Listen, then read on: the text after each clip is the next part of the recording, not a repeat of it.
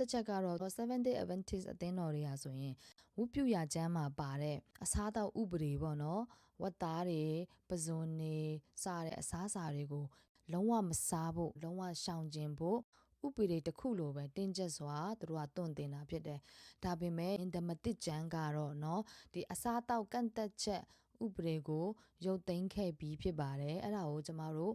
မာကုအခန်းကြီး9အငယ်16မှာပါတွေ့ရလဲဆိုရင်ယေရှုကအစာသည်လူနှလုံးထဲသို့မဝင်ဝမ်းထဲသို့ဝင်၍မြေပြင်သို့ဆွန့်ပစ်တတ်သည်ဟု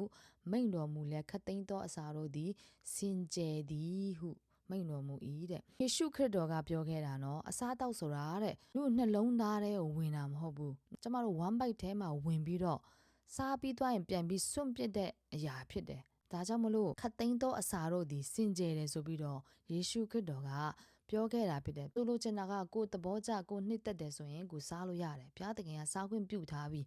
ဓမ္မသစ်ကျမ်းမှာပြီးတော့တမန်တော်အခန်းကြီး10ငယ်15မှာတွေ့ရတယ်ဆိုရင်ဘုရားသခင်စင်ကြယ်စေတော်မူသောအရာကို